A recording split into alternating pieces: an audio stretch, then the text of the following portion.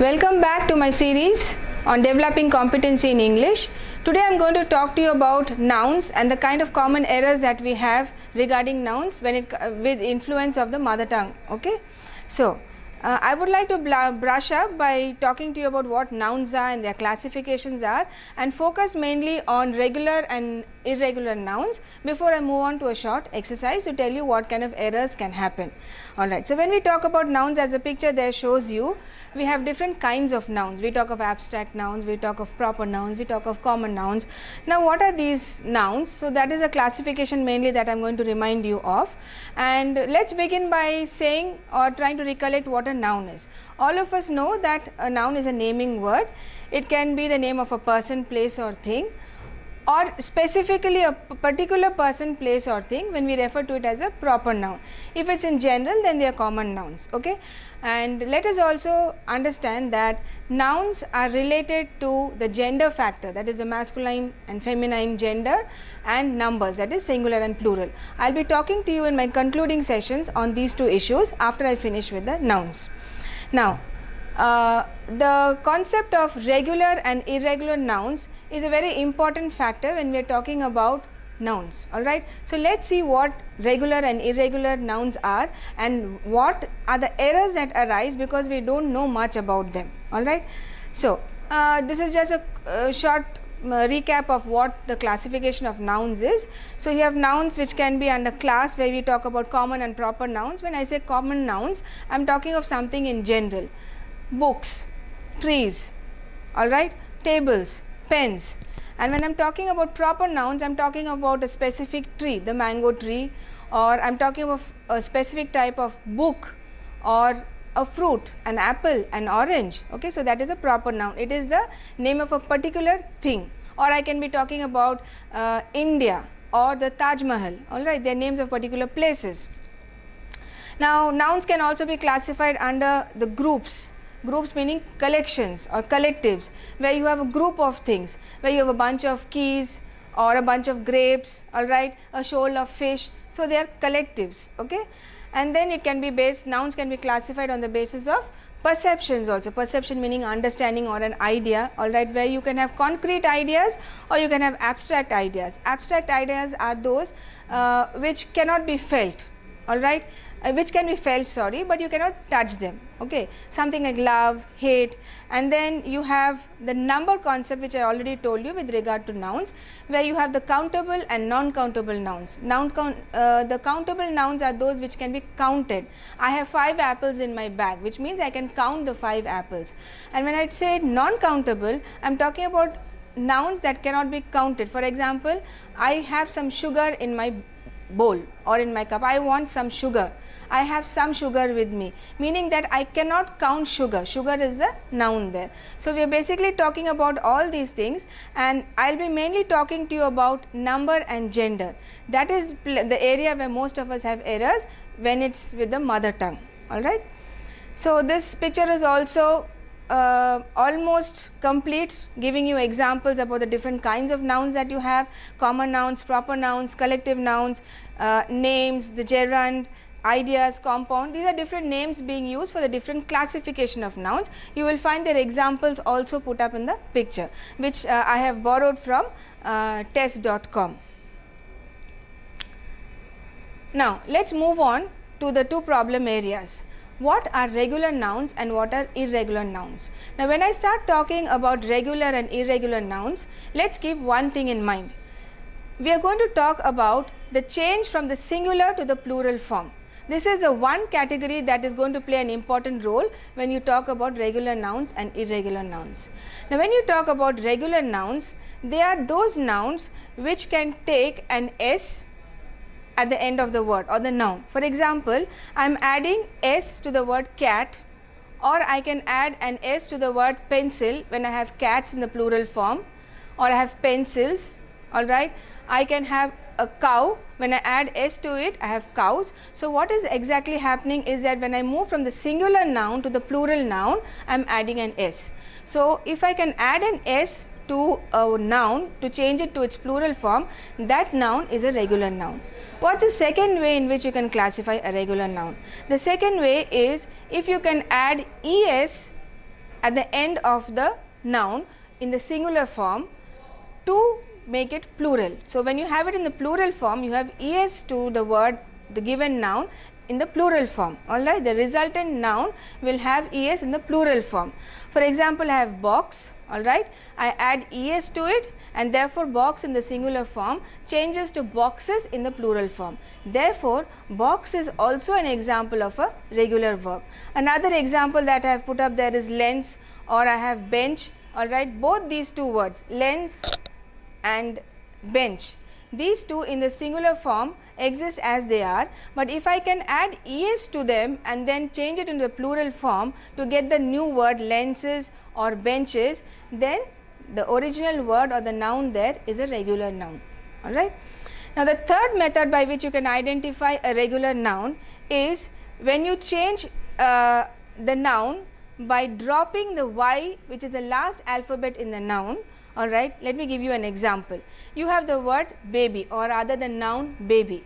If you can replace the y in the baby with an IES in the plural form, then the word baby or the noun baby is a regular noun, alright. I hope I have made myself clear. Let me repeat it. If I can add an s to a singular noun, alright, to get its plural form, then that is one way by which I can identify a regular noun. The second one is if I can add s to the singular noun to get the plural noun, then that is another way of identifying a regular noun. And the last method is when I can remove the y and add IES in its place to get the plural form. So, that is about regular nouns.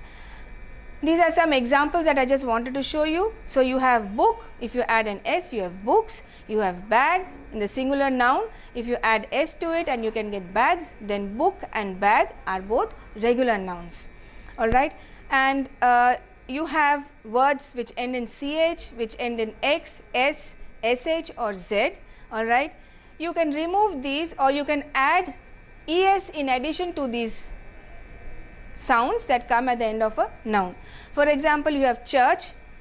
Church is a noun which ends with ch. You can add es to it. You have box which ends in x. You can add es to it to get the plural form. You have gas which becomes gases. Bush, which you can add es because it ends with sh in the singular form. And then you have as, which can be changed to the plural form because you have s there, you can add es here. Now, these are all examples of regular nouns. Whenever you can add any of these three rules to a singular noun, you get the plural form which becomes the regular, is an example of a regular noun, alright. I hope I have made myself clear to you. Now, let us move on to what irregular nouns are and how you can identify them. Now, this is very interesting to note. While you add something or delete something to get the regular nouns, to identify regular nouns, in irregular nouns, you don't add an s or an es or replace y with an ies. In fact, you have the whole word changing if you have an irregular noun in the plural form. When you change the singular noun to the plural noun, alright, and it changes completely without the addition of s or es or ies, the resultant noun is an irregular noun. So, let us look at these examples. You have man. When you have it in the plural form, you have men, which is a totally different word from the original word, and you can't add an s to it or es to it, neither does it have a y at the end which you can replace with ies. The next example is child, and the plural form is children. It's a total change from the original singular noun. Person becomes people. Wife becomes wives. Foot changes completely to feet. You have analysis, which becomes analysis. Datum, data. Fish remains fish. The same works out for furniture also. You have people using bag and baggages, so you need to think about this, whether that really works or not. There are some words which will not change. Now, these are all examples of irregular nouns simply because when they change from the singular to the plural form, they don't take s, es or ies with them at the end. In fact, they totally change their form and become new words altogether. Some more examples will follow after this. Now, I would like to point out to you two things when it comes to irregular nouns. There are two cases that I would like to give you or talk to you about. Some nouns have a plural noun form but take a singular verb, meaning the noun is in the plural form but the verb that follows it is in the singular form. We talked about subject verb agreements. Now let's take this example to substantiate what I am saying. The news is at 8 p.m. on AIR, All India Radio. So news here is news whether it's singular or plural, and the verb that follows it is and not are. Is that clear? The next example is also in line with this statement that I made, that some plural forms take a singular verb. Linguistics is a study of language. Linguistics is the same in singular or plural, and it is followed by is and not are. Alright, meaning that the s here is not added to the original word but it exists as it is. The word news and linguistics exist with an s. The next example that I would, or the point that I would like to make, is about some plural nouns which take a plural verb after it. Alright, plural nouns which take a plural verb after it. For example, her jeans are blue. Jeans is in the plural form and it takes are after it. The next example is his trousers are in the cupboard. Trousers is in the plural form, it has an s there, and this will take are, or are follows trousers in your sentence. Alright, I hope I have made myself clear in these two cases. One is a plural noun taking a singular verb and another one is a plural noun taking plural verb. Now these are some examples about irregular plurals. I have borrowed this picture from vocabularypage.com, where you find some of the examples changing completely. Alright, irregular nouns change completely from the singular to the plural form. So you have, as I said before, man becomes men, woman becomes women. You have sheep, which is written as sheep itself, it doesn't change, and therefore it's an irregular verb, like news. Alright, furniture. Alright, then you have fish, which remains the same. Cactus becomes cacti. In the plural form it doesn't take an s or es or ies. It changes form completely from cactus to cacti. Alright, you have mouse, which becomes mice, as is the case with louse, lice. So these are some examples of irregular plurals or irregular verbs. Now let's move on to identifying some of the errors or common errors with regard to nouns. Let's see the first sentence. The juries consist of 10 members. Where do you think the error is? Do you think juries is the right word? Now this is a collective noun and therefore your correct sentence would read as the jury consists of 10 members. The jury consists of 10 members. The next sentence, we should always be true to our words. Where do you think the error is? We should always be true to our word and not words. There is one word that you have given. You have given a promise to somebody and therefore you have to keep your word. Alright. The third sentence, I have learned these poetries by memory. Now these are errors that happen because we are thinking in our mother tongue. As I said, we were talking about mother tongue influence in the acquisition of English as a second language. So these errors crop up now and then without our knowledge. So here you don't use the word poetries, you would rather use the word poem. I have learned these poems by memory. His hair was blown off by strong air. Remember, it is not strong air but a strong wind. Alright. My father is in the teaching line. This is a very common construction used by most Indians when you want to say that your father or your uncle is in the teaching profession. You should not be using the word teaching line, rather use the word teaching profession, because teaching is a profession, it's not a line. Alright. His service has been terminated. Where do you think the error in this sentence is? The error lies with the word service. It should be his services have been terminated. His services have been terminated. The seventh sentence, he does not even know the alphabets of English. Where do you think the error here is? The sentence apparently sounds correct, but there is a little minor error which most of us make, and that is with the word alphabets. we agree that there are 26 alphabets, but that is the alphabet system, and therefore you should use the word here without an S. Alright. He does not even know the alphabet of English. When you say alphabet of English, you are talking about the 26 alphabets that are there. But it's a collective word for all the alphabets, and therefore you use the word alphabet and not alphabets. She has lost 100 rupees note. She has lost 100 rupee note. 100 rupee note. Alright.